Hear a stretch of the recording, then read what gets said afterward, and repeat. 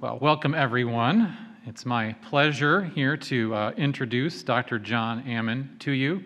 I know many of you read a little bit about him in the emails, but today he's going to be talking to us on the topic of a viral pandemic, physician first and citizen always.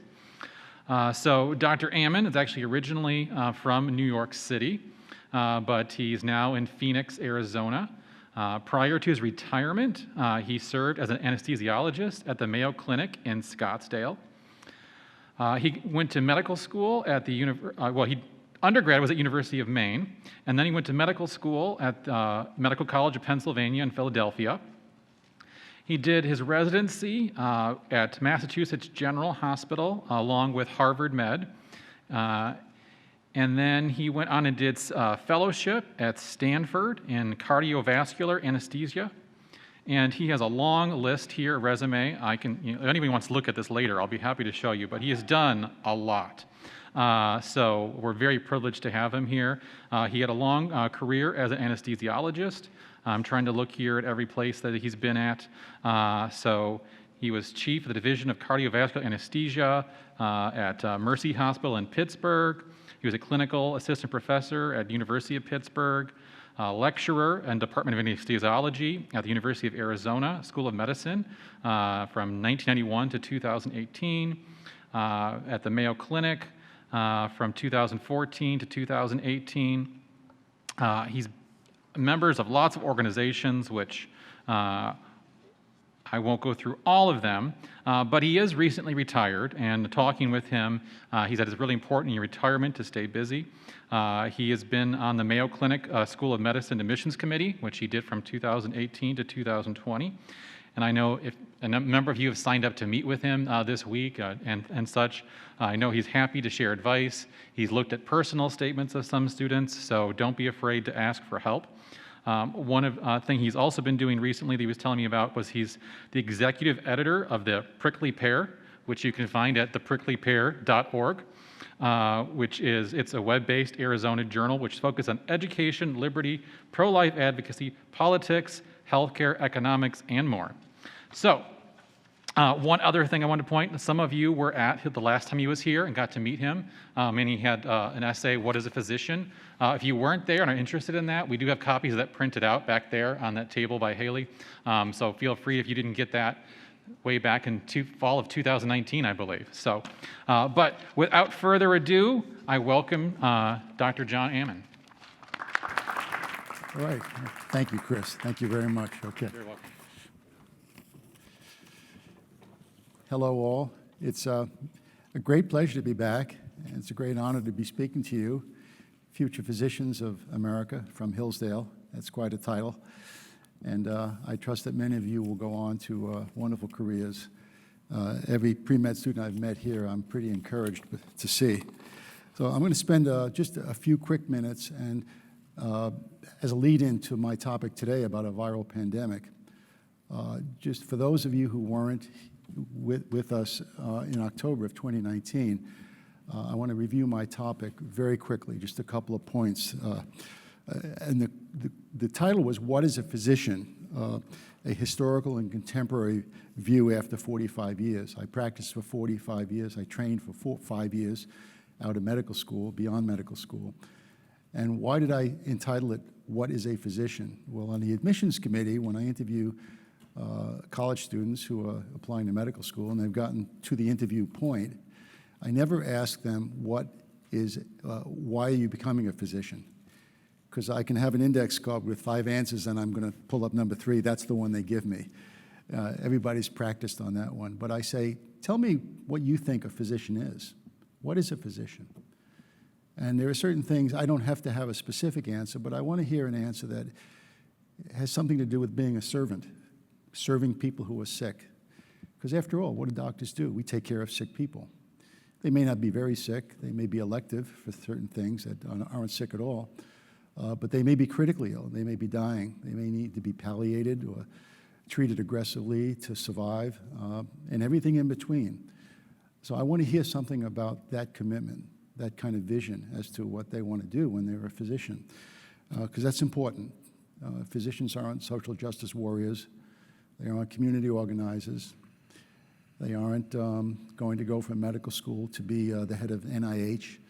They're going to be taking care of patients for decades. And I need to understand that the person applying to medical school and who is a viable candidate understands that.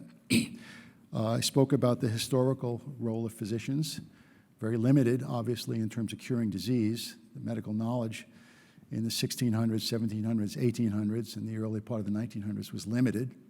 The technology was extremely limited. And one of the primary roles of physicians was to help people die, helping a family get through the death of a loved one, be it a child or someone that was 80 years old. And they did certain things. They could set bones, they could do things, but they really weren't able to do what we do today. The contemporary physician, on the other hand, is still a servant, is still committed, and hopefully passionate about taking care of people who require health care in whatever their expertise is. But they are so blessed to have the technology, the knowledge domain, the scientific advancements that have occurred over the past 100 years. In my career, starting in 1970, really, when I started medical school, I have seen a continual march all through, right up to the time I retired, and there's advances coming in now my colleagues are enjoying. So I had the highest level of technological advancements and ability, but all of those things were devoted and applied to sick people, serving sick people. So the comparison is very similar, but in many ways the comparison to older physicians, ancient physicians, if you will, before the modern era of medicine is vast. And then I spoke about the three things that I feel determine physician excellence, and I'll be very quick about this, but these all relate to what I'm going to talk about doctors working and nurses working in the pandemic era that we are now hopefully seeing the light at the end of the tunnel. There's a very strong linkage between your character and your competence. I did a lot of quality assurance work on committees throughout my career. Did some medical legal work to try to be a good referee for against the plaintiff's bar, which was very cruel and money-oriented, and tried to defend doctors who were defensible. And I saw a great deal of linkage through my career in terms of the most competent doctors being people of high character. Your ability to continually learn and to be committed to sick patients, to be willing to self-sacrifice when you're exhausted, or you're not feeling well, or you may have personal issues at home or whatever, but to be able to maintain that focus and that perseverance and that dedication is really a mark of character. The integrity, the ability to be genuine and honest with patients, that's character. And the most competent doctors basically were the most high character people. Whenever there were issues of care, bad outcomes, adverse circumstances, it was rarely because, and it was caused by the doctor, it was rarely because they weren't adequately educated or they weren't intelligent enough. It's because they had character issues. Maybe they were alcoholic, maybe they were drug addicted, maybe they had a sick child that was dying, maybe they were in a very bad marriage, but there were character issues that affected the competence. So there's a tight linkage. And the excellent physicians really operate on a very high level of character. Secondly, lifelong learning. It's one of the key promises you make when you take the Hippocratic Oath or related or similar oaths at the graduation from medical school. And you have to be a self-learner and you have to be a lifelong learner. Even in my last days at Mayo Clinic in June of 2018, I was seeing things that were so subtle and nuanced, but they were different than the 1,000 times I've seen it before. And I was always stimulated by it. I was always intellectually curious about it. And I would look things up and I'd say, that's why that's a little different. I wasn't learning basics anymore. I hopefully achieved that 30 or 40 years ago, but you have to be a lifelong learner. And if you're not, you'll graduate from your training programs once you're out of medical school and fully trained. Your knowledge will be this big, and your knowledge domain around your specialty will be growing like this. So if you stay here or only get to here, you're shrinking. Experience will carry a lot of that deficit, but experience and continual learning is the path to being an excellent physician, to being really competent and capable. And as the years go on, it's unbelievable the amount of knowledge and the amount of experiential ability that you will apply to patient care. And so lifelong learning is really critical. The other thing, too, is as you evolve and mature as a physician, you have opportunities to be an advocate. And you're an advocate from day one. You can be a medical student, and if you're working with a patient, you're that patient's advocate. You're an advocate for families. But as you grow and you mature and you get opportunities to do other things besides just practice clinical medicine, which is huge, you get opportunities to be an advocate for your staff, for your colleagues, for your specialty in a hospital. Maybe you were on an organization. I was a director of the American Board of Anesthesiology. I was advocating for competence in the knowledge domain and judging ability to assess judgment for doctors who are becoming board certified. I was advocating for patient care in that mechanism of certification. And so there are a million opportunities, and you will naturally become an advocate, and you will have opportunities to be an advocate. You will be a leader from early on. You may be a leader with 2 staff members in your office. You may be a leader years later with 800 people in a family practice plan. But you will have lots of opportunities to be a leader. You will see leadership going all the way up to the top organizations in the profession, and you will see leadership in county and state government positions as physicians at the NIH and the CDC, but don't get me started on Anthony Fauci. I won't talk about that. But you will see leadership and required leadership in terms of important issues for patients. And ultimately, it all boils down to what? Taking care of patients. We serve patients. When you advocate for healthcare, you're advocating for individual patients at a great multiple. Well, that said, let's talk about COVID-19.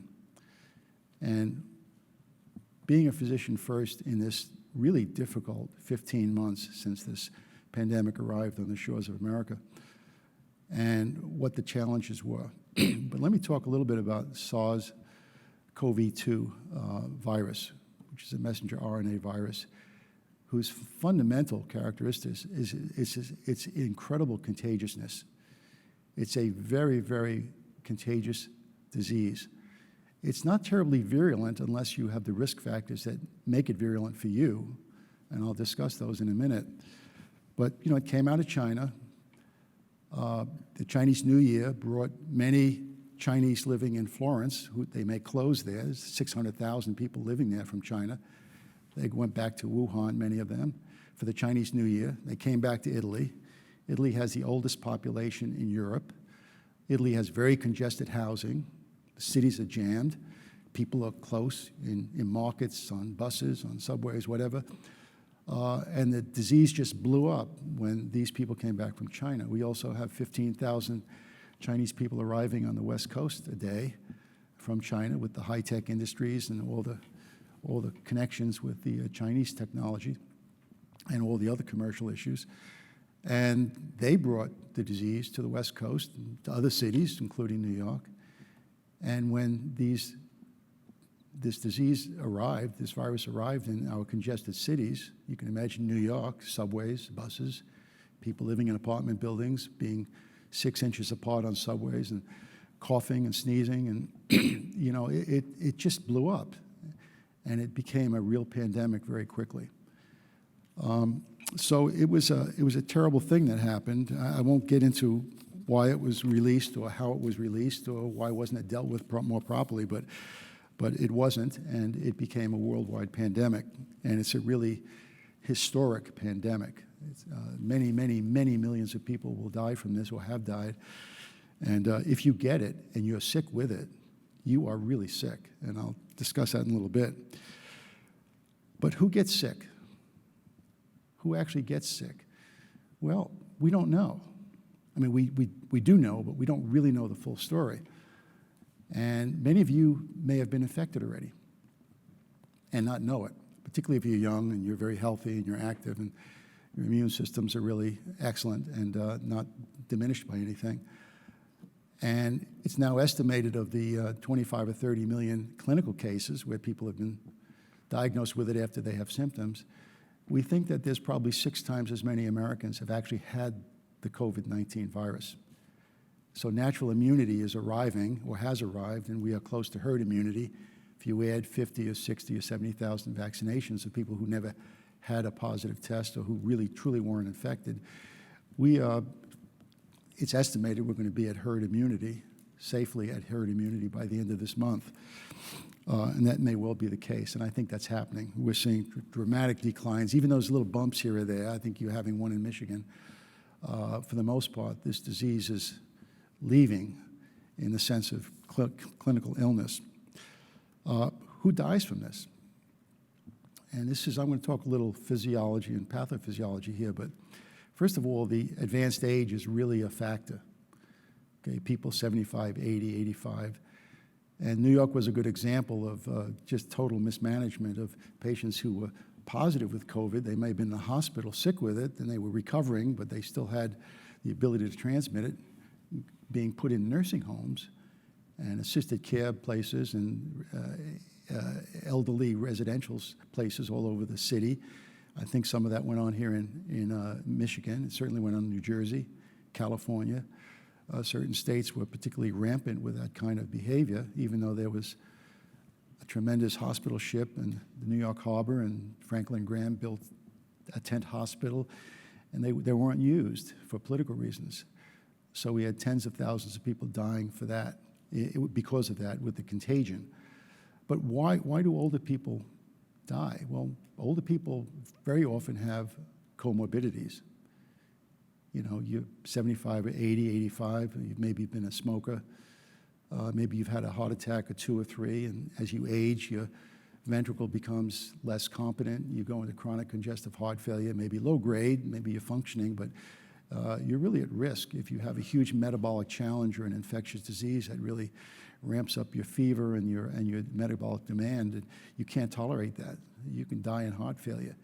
If you've been a smoker, you've been, diagnosed, or you need oxygen to breathe safely with oxygen levels that are consistent with survival. You've got chronic bronchitis or emphysema. Maybe you've got restrictive disease from pulmonary fibrosis. Lots of things that can impair the lung function. But when you get infected with coronavirus, and then you get secondarily infected, which is very common with bacterial infection, and you have infiltrates and whiteouts, your oxygenation is really impaired. And one of the factors that has played into this death picture for coronavirus infection, a huge factor, is obesity. And 80% of people that have died of coronavirus, and there are lots of 75-year-old people that weigh 250 pounds, they should be 150 pounds if they had ideal body weight, is obesity. Overweight to obesity, and then morbid obesity, and then super morbid obesity. These are levels of obesity which has been on the incline ever since I was in medical school. We have an epidemic of obesity in America, and it's really bad. 65, 70%, about 2/3 of all patients that come to the operating room are at the very least overweight, and it impacts anesthesia care tremendously. I've anesthetized people that are 625 pounds, and my arms ached for days after ventilating them for 4 hours by hand. And it's a really, really challenging anesthetic. But that said, what happens when you're obese? Anybody in the room know how much oxygen, how many cc's of oxygen a kilogram of your body mass requires per minute? Anybody? I was going to make sure you got into medical school if you had the answer. 3 cc's. I'm 165 pounds. I'm 75 kilos. So I use 225 cc's of oxygen that must be in my lung every minute. And I have about 3 liters of volume in my lung. So I extract 225 cc's, put them into my circulation and out through my aorta, and that's what feeds the oxygen in my body every minute.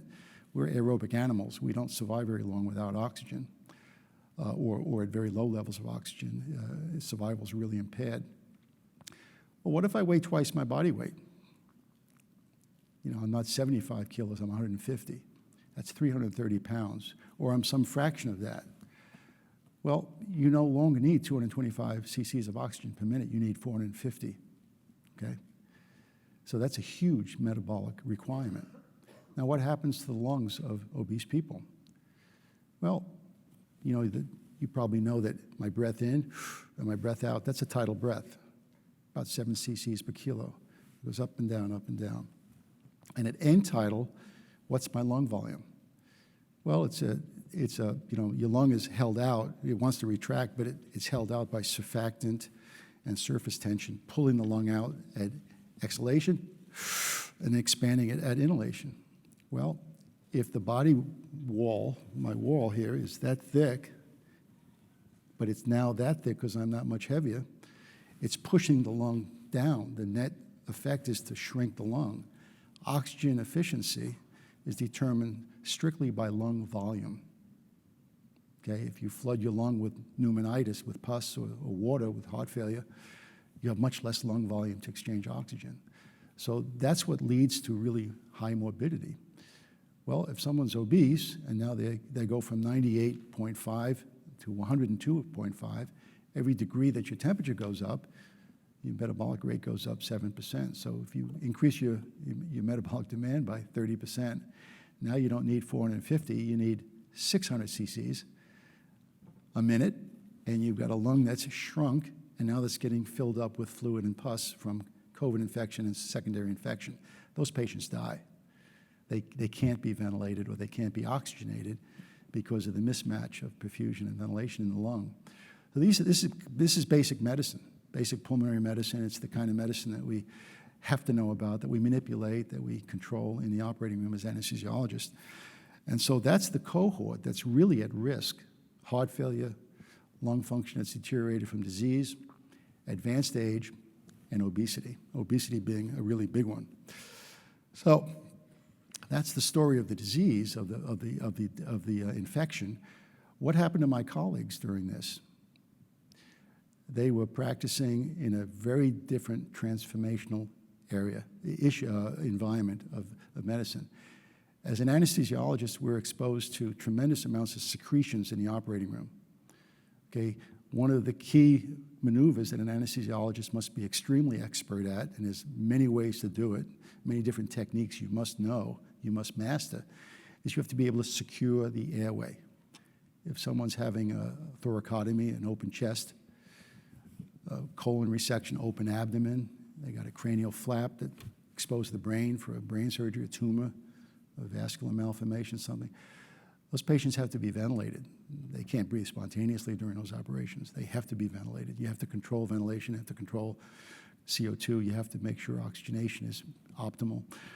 So you put a tube in the windpipe. It's called intubation. You use a laryngoscope, you pick up the jaw, you look down the trachea through the cords, and you put the tube in, you blow the balloon up, tape the tube, and you put the patient on the ventilator, and you ventilate them. We can measure oxygen and CO2 precisely. We can control all that. It's one of the reasons why anesthesia is so safe. Today, we have the monitoring, we have the technology to make that just right for any patient, no matter how sick they are, to the level that they can be oxygenated or they can get rid of CO2.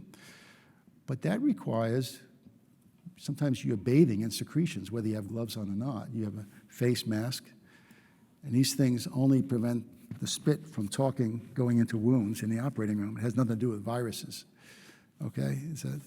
That's why we wear masks in the operating room, not because of COVID or because of influenza. So what happened? The way that airways were intubated and managed totally changed for all anesthesiologists. We used different drugs because we had to do rapid sequence intubations.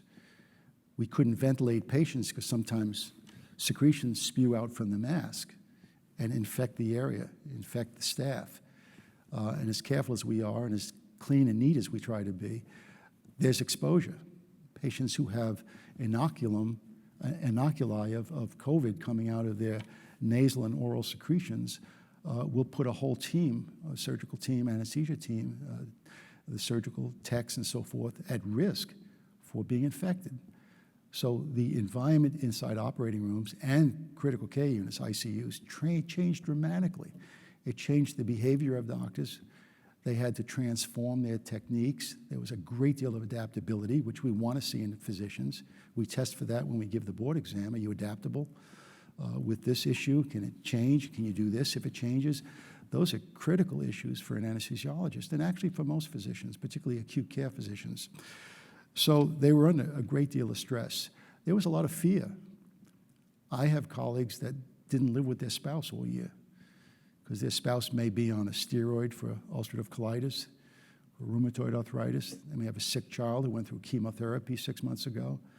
There's a million examples of why you wouldn't come home and bring a COVID infection with you, even if you were asymptomatic. I know colleagues that got undressed in the garage and walked around their property into their bedroom, near their pool. A lot of doors go into bedrooms. Mine does at my home. And then, slinked into the shower and like they were radioactive. And they had to be completely clean before they would even be with their family. So a great deal of fear. Initially, when this virus broke out, this pandemic broke out, there's one young lady that I was helping with her board exam preparation who was a first-year faculty at the University of Alabama. She's a cardiac anesthesiologist like I was. And she said, and she reminded me that during the H1N1 pandemic of 2009, we never restocked the government supplies of masks, gowns, and all kinds of things. We were empty. And where does it all come from? It comes from China. This mask is made in China. I can't find one made in the US or Mexico or the Philippines. This comes from China. Like 10 million of them do. And so they didn't have the supplies. So they were bare. And quite a few of them got sick. I had 5 colleagues at Mayo in the anesthesia department who got sick and who had some mental fogginess and had fatigue and were not practicing for 2-3 months and were really devastated. And their families were at risk for COVID infection, particularly if they had parents or they had a spouse that was medically compromised in any way. So there was a tremendous amount of threat and fear. And I'm talking about doctors. Nurses had it even more.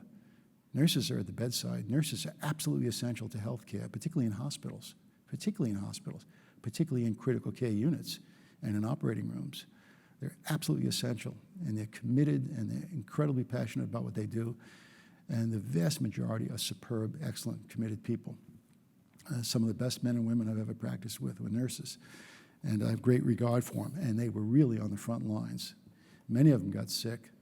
And fortunately, as we got vaccinated, as they got vaccinated, that decreased, and the PPE came in, and there was a lot of protocol transformation in terms of what kept people safe.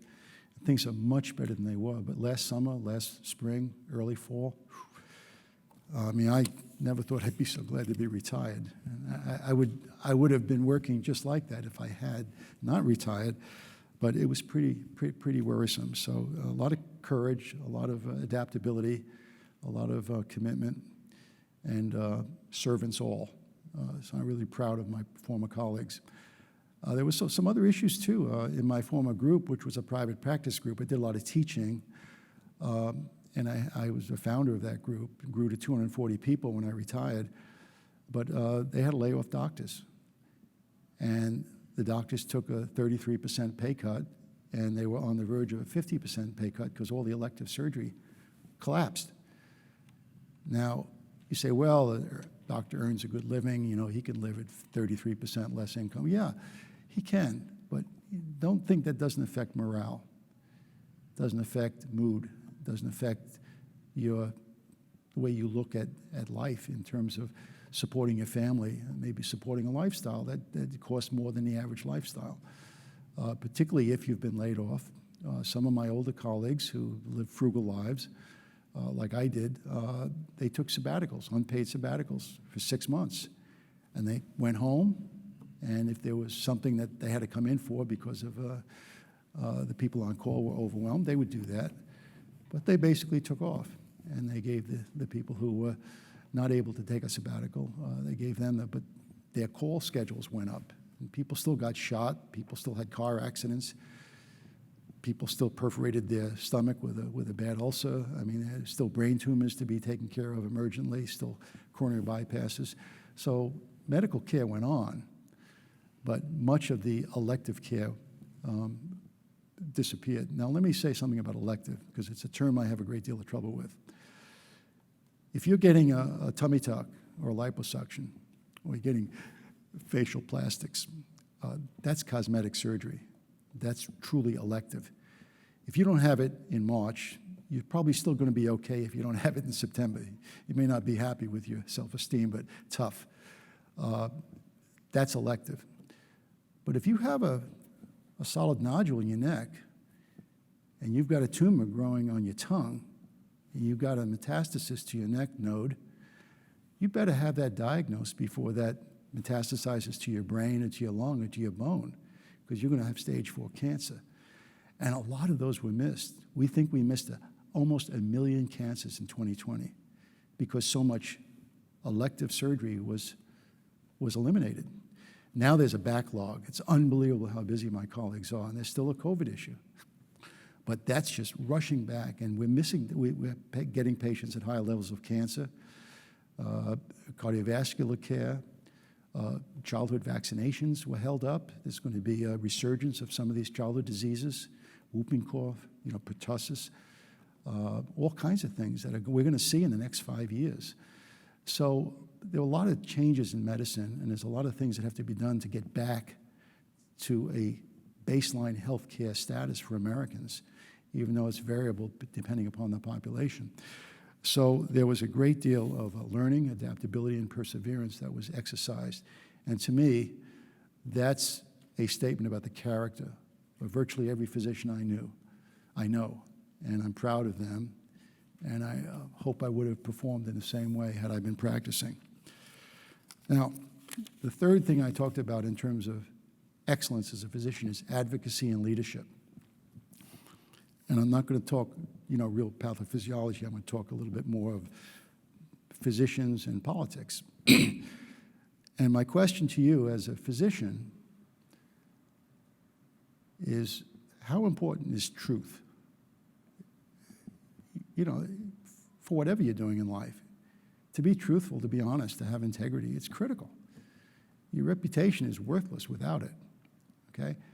So what comes out of a doctor's mouth in terms of advocacy and being in a position of leadership and speaking about public policy and advising patients or advising communities, their church or their synagogue or whatever, you have to be really truthful. How do you get the truth? Have you noticed how untrue much of what you've heard about this pandemic is this past year?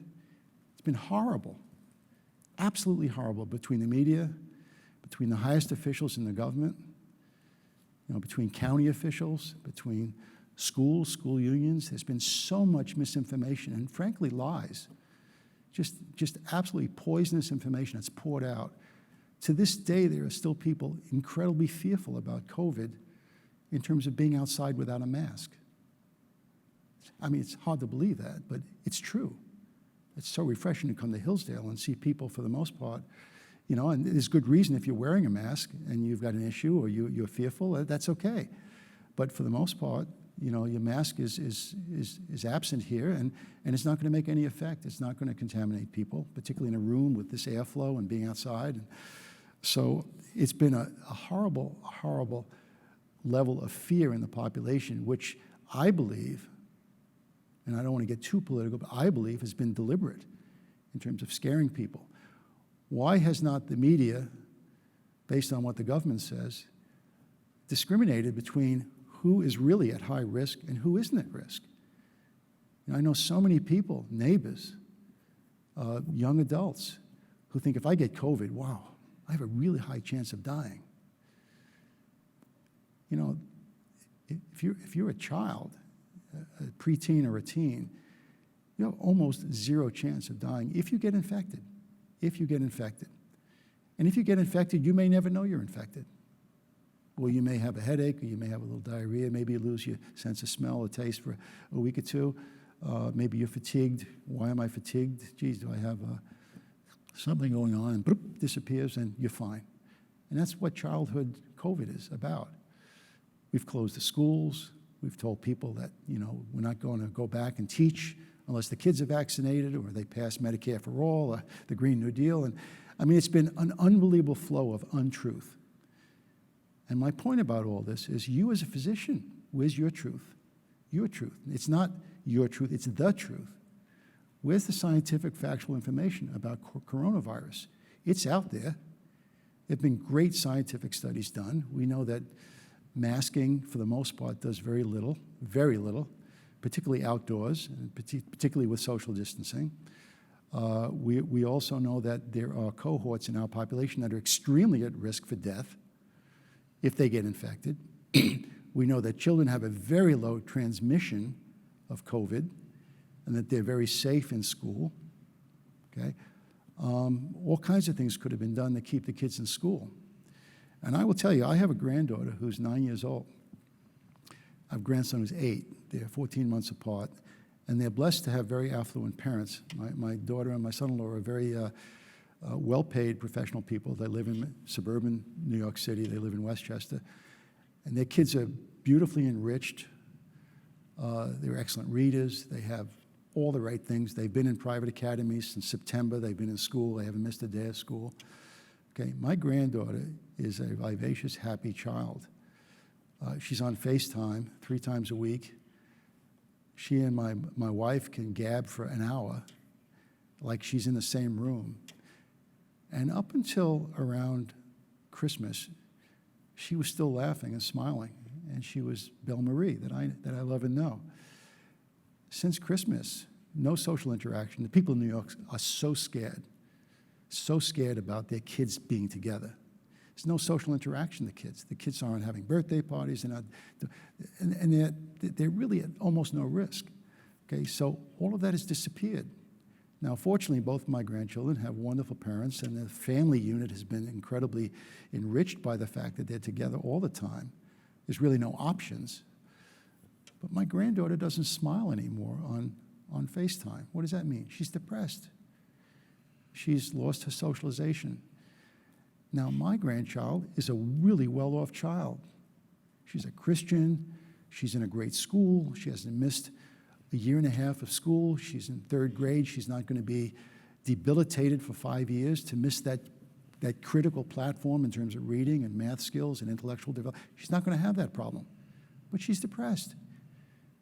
And she's in a cohort that's exceptional in terms of well-being because of my kids, their parents, her parents. What about all the other children? Children with multiple siblings who have one little tablet doing remote learning, being taken care of by a 13-year-old and their single mother is out trying to make a few bucks in addition to the welfare so that they can survive and eat. I mean, it's unbelievable how devastated these children have been. Closing schools and locking down schools and basically turning off childhood. I mean, you've all been impacted here. And here, I know Dr. Ahn said we've been battling with the governor. We're 3-0. And I was proud of that. I was so happy to hear that. But you've been impacted. You can imagine all the schools that are virtually closed, the sports, the socialization, all the wonderful things in college, high schools, no proms. I mean, and there the risk is very low. So I think it's been a terrible thing. So you as physicians, particularly if you're in public policy, if you're making pronouncements to patients or patient groups, you're teaching, you're doing in-services, you really have to know the facts. You have to know the science behind the facts. And I encourage all of you, as busy as you're going to be learning clinical medicine and working in the first years of your practice, as you grow, many of you will become speakers, you'll become advocates, you'll become leaders in your communities, your organizations, maybe at the state level, maybe at the federal level, advising a president or working at the NIH or something. But be truthful, be accurate. Do not allow the ideological and the political stuff to seep in and alter the truth, because we have seen that in an unbelievable way in the past year. I've seen it throughout my career. I was involved in the Obamacare wars. One of my handouts is the myth of pre-existing conditions, because the concept of pre-existing conditions was false. It was a lie. Pre-existing conditions, less than 1% of the people in this country. If you're between jobs or you elect not to get insurance and you're 26 and suddenly you get leukemia, now you have a pre-existing condition, you can't be insured. That was 0.67% of the population. And we had high-risk pools that were state covered with tax dollars to take care of those people and pay premiums that were 50% or 100% higher than normal insurance rates. that had been in motion for years, taking care of pre-existing conditions. Pre-existing conditions was used as a fear issue. And everybody thought, oh, if I get sick, my insurance is going to cancel me. And they're going to triple my rates. I'm not going to be able to buy my insurance. There were statutes from the 90s that prevented that. You don't get canceled. You don't get, and the vast majority of people don't have to worry about pre-existing. Most people have pre-existing conditions. They get their insurance through an employer. They get Medicare. They get Medicaid. They get the Indian Health Service. They get their military insurance. There's no issue of pre-existing conditions. You come in and you get your doctors. You get your care. You get your procedures. So a very, very small fraction. And that was continually changing. It was very small. And there was lots of support in terms of high-risk pools. That disappeared with Obamacare. And I trumpeted this issue about pre-existing conditions for years. I went around nationally speaking about it. I was in Washington, D.C., screaming about it, the state capitol in Arizona, in Phoenix. And we still expanded Medicaid, a Trojan horse for single payer. So I tried to speak truth to what was actually going on. Obviously, I'm not for a single payer system. That's more of a political issue, but I also see it as a healthcare quality issue. But I spoke truth. And if you noticed in the 2018 election, and even now, what's the big thing? We care about pre-existing conditions. Well, you should care about them, but why worry about them? For the most part, they're not a problem. But they are now in the minds of Americans. This is what we saw with coronavirus. So I've been through this game before. I've seen it. And I just encourage you, really speak the truth to science, scientific facts, be informed. You know, your neighbors, your friends, your family, the people in your churches, your synagogues will come to you as a physician. We are highly respected people in society. We have to earn that, and we have to continue to earn it, but we are, because of our education and because of what we do. You know, it's a very special skill to be a doctor and to do what we do. It's a very highly responsible, incredibly committed, and somewhat risky kind of job.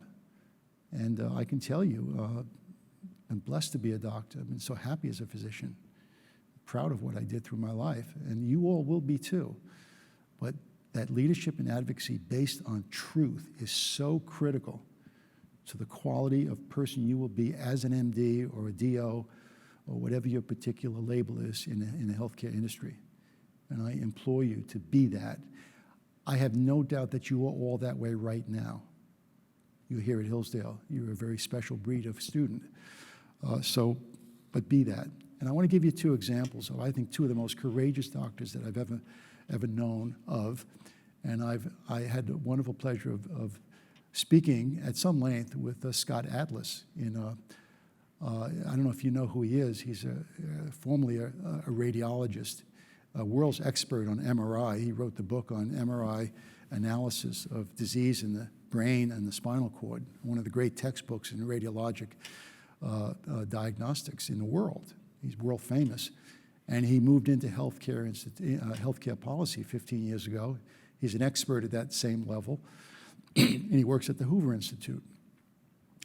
And he put forth the fact that a lot of these mistruths for political purposes were being rendered to society and creating great fear, great damage to kids and to families, and producing depression and suicide and drug abuse and alcoholism and misdiagnoses and so many cancers and serious diseases. He was a great advocate based on truth.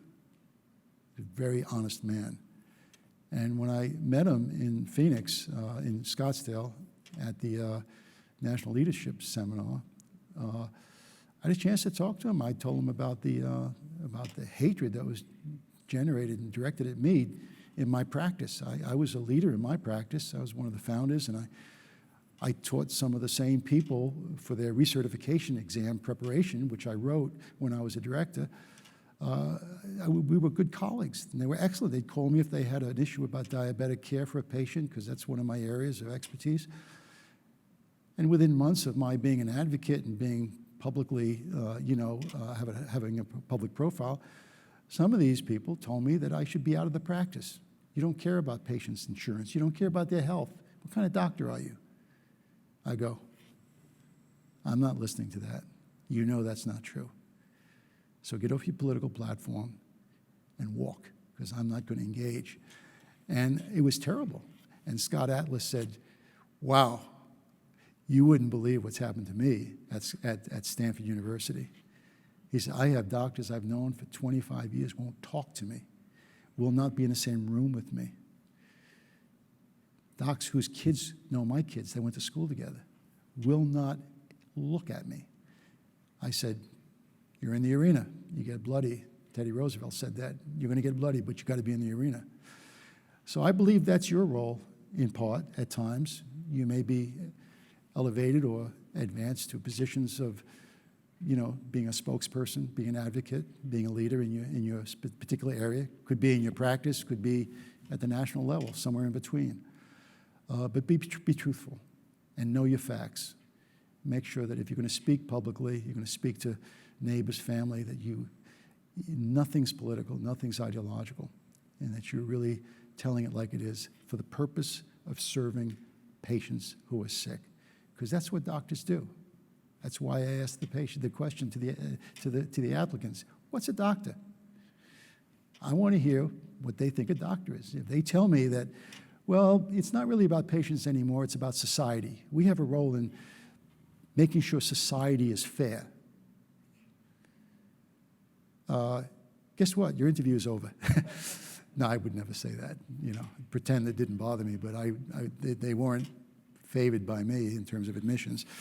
But I want to see that. The other person is Jay Bhattacharya, who was one of the authors of the Great Barrington Statement that addressed focused protection. In other words, we know who's at high risk for severe morbidity and mortality from coronavirus. Elderly, people with these specific comorbidities. Protect them in every way possible. They should all be vaccinated before anybody under the age of 50 is vaccinated. Or if they've got comorbidities at 50, vaccinate them.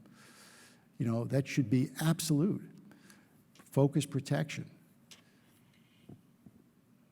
The 6-year-old first grader is not in that category. That first grader needs to be in school with his other first graders or her other first graders. They need to be socializing. They need to be maturing. They need to be getting ready for the advanced learning in 3rd and 4th grade and beyond and out into where you are now. You destroy that for a year or two, you've really dented this country. You've really hurt this country. So he was the one who really put that forth. And the assault on him and his 2 co-authors, one at Oxford and I forget where the other one is, I think at Harvard, has been brutal, And they would tell me the same story that Scott Atlas told me. But they're courageous, and they're advocates, and they're great physicians. And they did the right thing as physicians, so they've got my respect. And let me just advance this. I'll make this almost my last point. And I'm not comparing what's happened with certain physicians and certain political kind of agendas that certain physicians at very high levels of advocacy and leadership have. But go back to the 1930s in Germany and look at the profession of medicine in 1930 in Germany. Despite the horrific 20s that they had there, the anarchy and the poverty and the depression and so forth that happened at the end of the 20s, German physicians were the best in the world, amongst the best in the world. The science had come out of Germany all through the 1800s. Some of the greatest surgical techniques, some of the greatest medical discoveries, they took the same oath or an equivalent oath as the Hippocratic or the oath of Maimonides. These were great physicians. They cared about their patients just like I did mine, and you will yours. But by 1940, there was a significant cohort of German physicians who were experimenting on Jewish children. They were designing the methods of killing millions of people that were not part of the superior race. How did that happen? How did that happen? The propaganda, the poison, the complete lies, the big lies that Dinesh D'Souza calls it. All these things seeped into the minds of these, not all doctors. I don't suspect the majority of doctors in Germany, but some doctors. You only needed a couple of hundred, maybe a couple of thousand, to do the horrific human crimes that were committed in Germany. And maybe that's a 1,000-mile journey to get there. Have we gone 6 miles in that journey now this year? 6 miles? I think 1 foot is too much. But I just advise you, think about that as you go forward into your careers and what your character and what your honesty, your integrity, not just for the individual patient, not just for the diagnostic study you order, but as you grow and you mature and you evolve into positions of leadership and advocacy, that you remember what I'm saying today, is that you have to be truthful. You know, what is prudence? Prudence is seeking the best result for the most people, okay? It's biblical. As a physician, that's what you always try to do. You try to get the best result for your patient, always. No matter what the personal sacrifice. You've been up all night, you don't feel well, you've got a million things on your mind, you've got a horrific schedule. You do the best you can for that patient. You get the best outcome. You're prudent for that patient. You're a patient's advocate.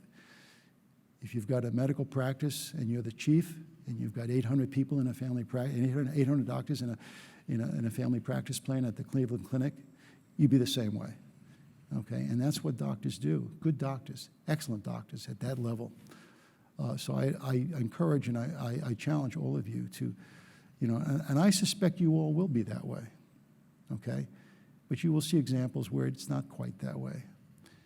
And I just challenge you to carry that kind of feeling about being that kind of excellent physician in terms of advocacy and leadership, just like self-learning and just like good character. Part of the Hippocratic Oath, you know, that your life and your art will be holy.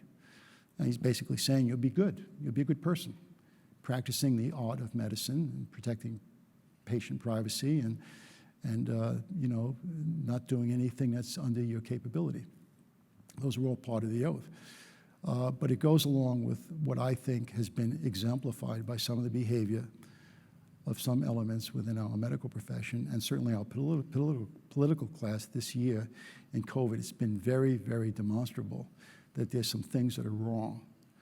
And I think it's a good lesson for all of you, particularly at your stage as you move forward. And with that, I will wish you Godspeed and go on and become excellent physicians. And you will have a wonderful life as a physician in terms of the esteem you'll have for yourself and the service you'll render to many people. It's really a gift to be a physician. And I thank God every day that I had 40 years of clinical practice after my training, and that I was privileged to be what I was in medicine. And I will never look back on it in any other way. So thank you very much.